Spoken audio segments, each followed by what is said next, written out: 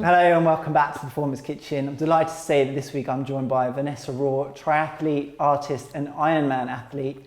Vanessa, would you like to join me? Hi. Vanessa, walk us through what we're going to be making today. So I'm going to be making my own homemade burgers with grass-fed or Hereford beef, either because it's higher omega-3 and CLA content. It's better for you. It's also I'll have some different herbs in and some garlic and some chilies and ginger and onion. Sounds delicious. What would you like me to do? Where should we start? So do you want to start cutting up the garlic and I'll do the onions? Absolutely. Okay. How would you like it cut? Actually, I don't know. Maybe you do the onions. Right, I'll do the onions. Yeah, because mine's the water. So Thanks. why would you eat this sort of meal and when would you eat this kind of meal? Obviously red meat for the high iron and the high protein. Also, I'm not concerned about high fat. High fat's a plus, really. So definitely don't go for any lean cuts. I would eat this whenever, really. Before, after training, usually evening meals. I usually don't spend this long cooking anything during the day because I'm too busy. But in the evening, I would try and cook something. How long after training or being in the gym would you eat? Depends if I'm hungry. Usually after cycling, I'm starving. Yeah. After running, I'm not hungry at all, and it takes me a while to eat. They used to say that, you've got to eat 20 minutes after a session, but I know things are changing now, and they're kind of disproving that a little bit. Yeah. I think I would always have a bottle of BCAAs or in my with me in training, so to get that kind of instant recovery, and so that gives you a bit longer, a bit of a buffer to get the food in. Okay. So if you're out and busy and stuff, you could then eat 2 hours after. It also depends if I've got hard sessions the next day. I'm sorry, I'm terrible at chopping. It's fine. How finely do you want this chopped? Just into tiny little bits for your burgers? Yeah, if you can, yeah. Like, my boyfriend always takes the piss out of me for this because I do massive chunks of everything and he always has to go over everything for me. Cool. So I'm just too lazy with this sort of thing. Yeah. So I mentioned as you walked in, you were a triathlete, but now you've moved to Ironman competitions. Yeah, Ironman and half Ironman. What prompted the transition? Because obviously an Ironman is a significant competition. Yeah. Like, these aren't races that you can just sort of pick up and do. Yeah, when I was doing ITU racing, I always said, I'll never do Ironman, it's just for crazy people. But to be honest, I should have done it a long time ago because I knew very well I'd be loads better at long distance. Yeah. So I don't know. It's not, in terms of training, it's not that much more training involved. There's only so much you can train. It's more about what training you do. Yeah. That makes it different. I see. I mean, Ironwomen, or Ironman, I should say, competitions there aren't many held in the UK, so you must get to travel a fair bit. Yeah. For the competitions. Same with triathlon, Does your diet sort of change depending on the sort of the climate and the temperature that you're going to be competing in? You know, what you eat in mountain can't be the same as some sort of. It does, because usually when you're away, you have to be careful in case you're somewhere really foreign. I don't know, like South America or something. I've been quite ill there before because I wasn't careful enough in what I ate. And I wanted to try all the local foods, and when everyone else went for pizza, and I should have just done that and but I got ill. But in terms of the heat and stuff, no, generally it doesn't. But when it comes to before races anyway, I have to cut out all fibre 24 hours before. Pause. My eyes are stinging. That's why I didn't want to do that. Jeez. Good grief. I'm not going to get too close to that. You'll make it look so easy. I'm actually... Cut a bit of ginger up. So before, I mean, an Ironman competition is quite a huge ask of your body physically. Do you have to really sort of carbo load, or do you have to take on a lot of fat or a lot of protein ahead of a race?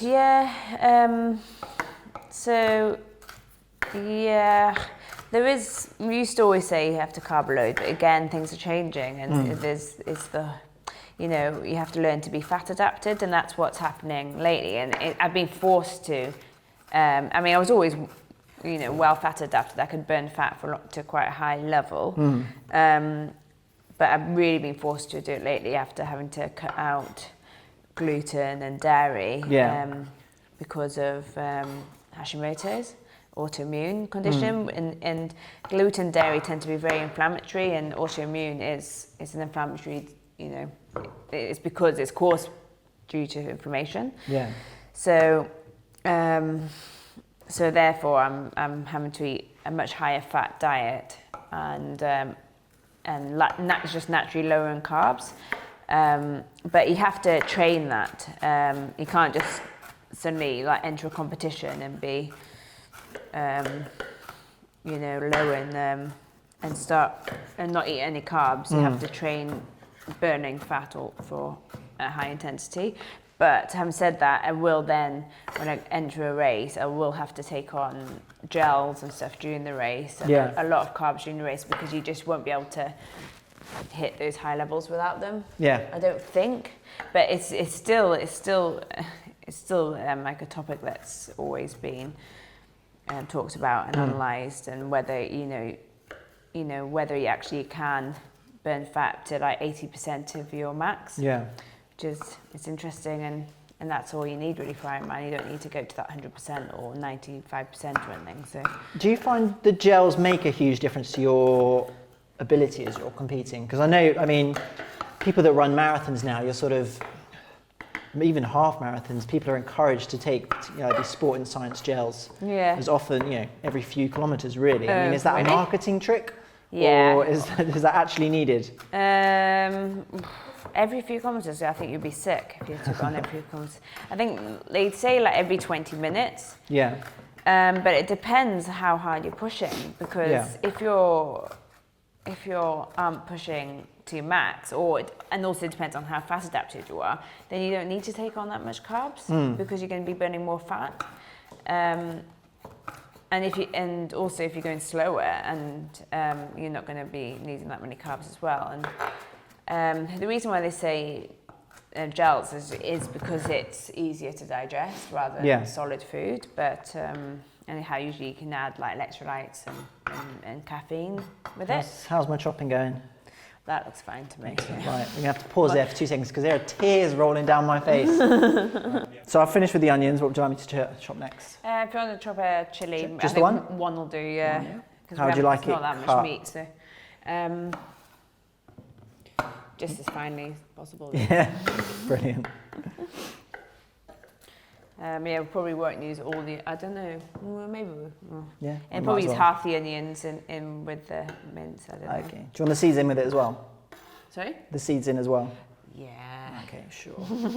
So, being an international triathlete, I mean, you've been a triathlete for a number of years. Yeah. So you've been at the elite level of sport for, what do you think, well over a decade? Yeah. That's scary. Have you noticed not just the science in sport, but your diet and nutrition change over time? Oh yeah, definitly. I mean, what sort of stuff were you having, new to the sport? Were you hitting McDonald's on the weekends? Actually, when I first started the sport, I was barely eating when I first went to university. Like a lot of young girls had a problem with eating enough, really. Yeah. Always watching my weight or looking at my, worried about my body image. Yeah. And going into triathlon, it helped with actually helping me to eat more. Yeah. Because I had to, otherwise, I was just not getting through the session really. So I suppose when I first started, even I don't know, the first 4 years, I was just surviving on very little. Yeah. And I certainly wouldn't have a lot of fat. I don't have a lot of carbs either, and protein and salads most of the time. And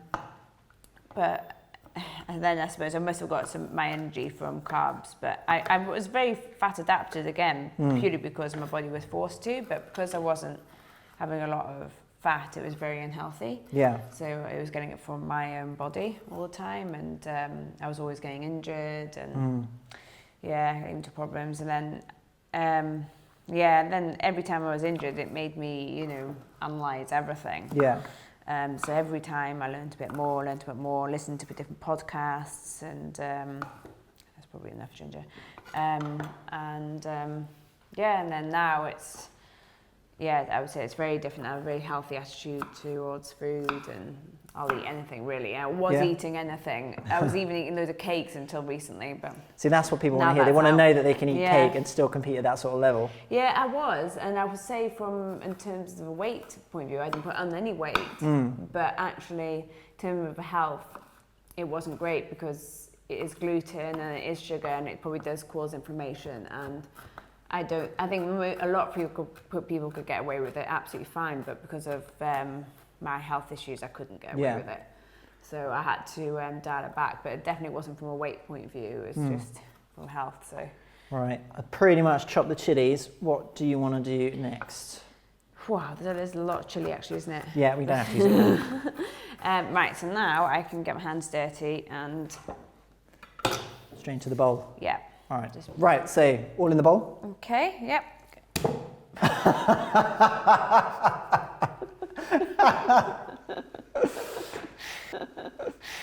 So we don't worry that it's gone a bit brown, that just means it's a bit oxidised. Okay, and I just shove everything in really. Brilliant. So having been an international, an elite athlete for so long, you've competed all over the world. Have you got a particular area of the world that you really enjoyed competing in? Both in triathlon and Ironman. Because a lot of the Ironman events take place in pretty exotic places. Yeah, well I'm hoping the best places are to come.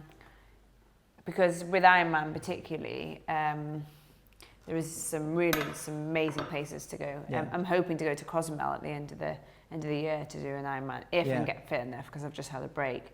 But that would be nice. But I would say actually my favourite places are in Europe. Yeah? Yeah, I love the culture of Europe, and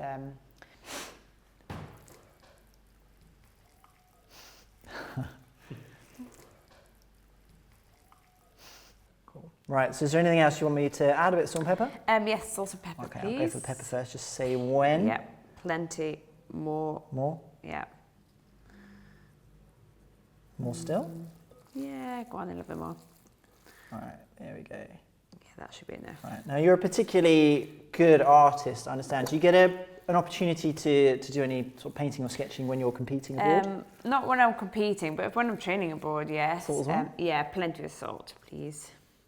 More when I'm training at home, to be honest. But yeah, one more pinch. Yeah. Thanks. But I haven't been doing enough of it lately, but I'm making a special effort now to kind of sort myself out and get a kind of studio space sorted so I can really put more emphasis into it, because I got injured again lately, and it's just always happens, and I'm not painting enough. I haven't got a balance. I always seem to get injured training. So yeah, I need to, and for me, my art is like number one priority really, and I always kind of let it go because I feel like there's a timeline with triathlon, so I kind of let that take over a little bit, but I need to remember that how much my art helps my triathlon.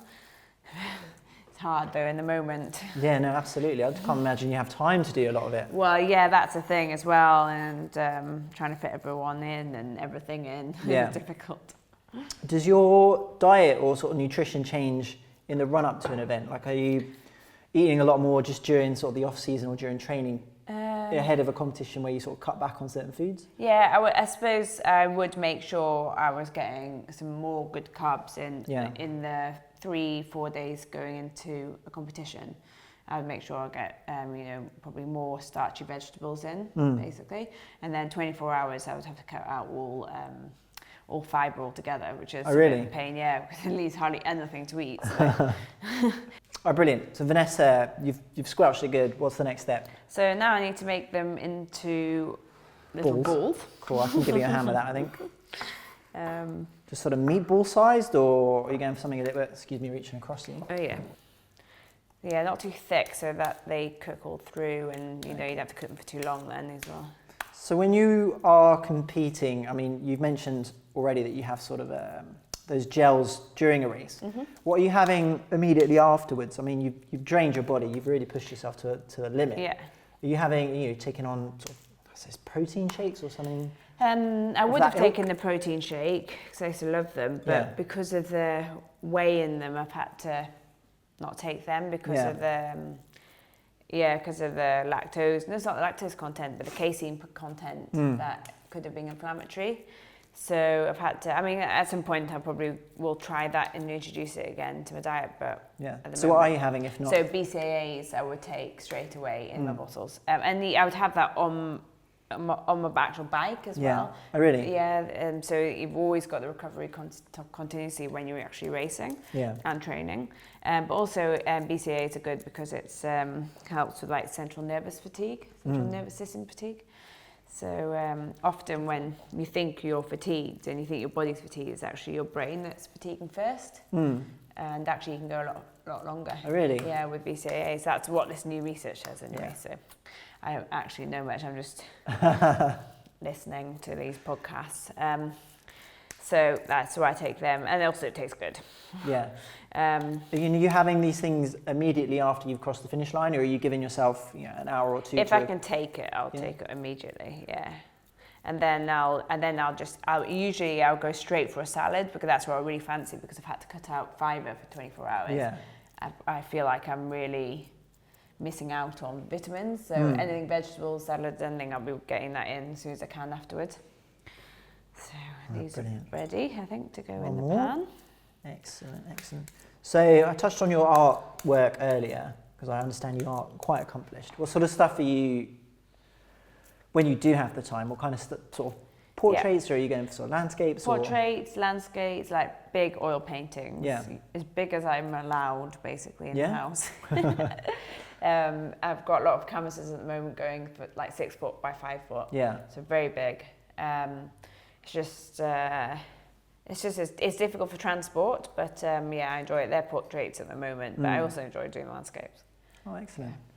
Brilliant. Right, let's just get these on top of the frying pan. If I bring these to you with a spatula. So I'm going to put a bit of macadamia oil. That's got a high smoking point, apparently. Yeah. I'll let you do the honours.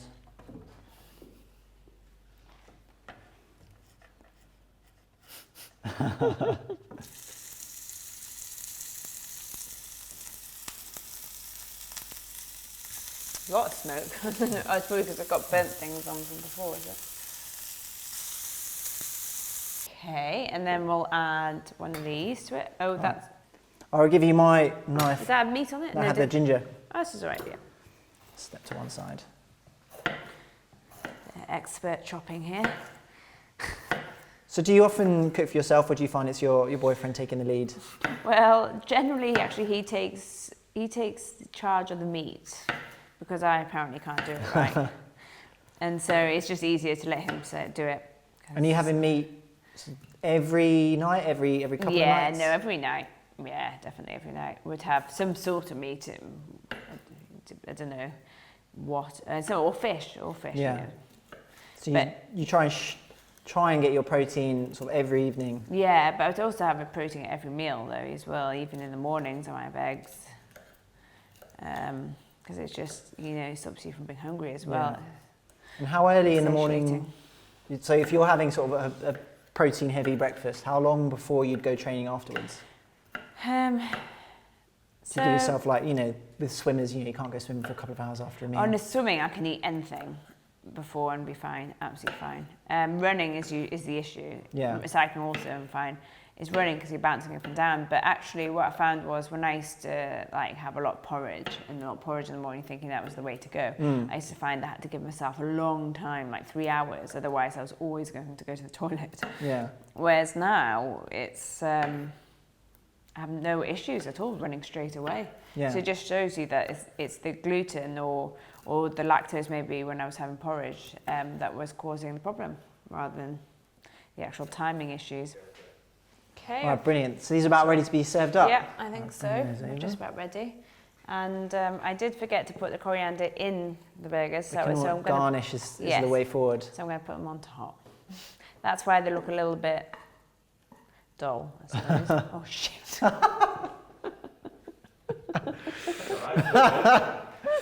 That didn't happen. No one saw that.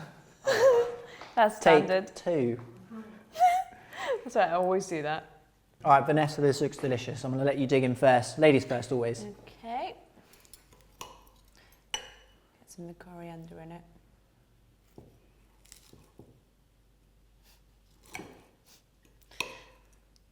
Oh, good. All right, I'll dig in as well. I'll try and take a polite bite and not just eat a whole one. It's okay. A bit of pepper in there. Oh, right, give me a minute. It's falling apart a bit, isn't it? There we go, sort of. I've mostly got it all. Maybe a bit more egg. I think if it's lower fat mince, you have to have more egg, and if it's fatty mince, it's not as important. Normally you would make this with sort of full fat mince. Yeah, basically. Well, it's come out quite nice. 15% or something. I mean, very nice, obviously. Whoops. All right, another bit. Well, thank you for coming on, Vanessa. My pleasure. It's a delicious meal. It's been lovely to have you with us. Thank you. My pleasure. It's been lovely. Thank you for everyone watching. Subscribe to our YouTube channel, Instagram feed, Facebook feed.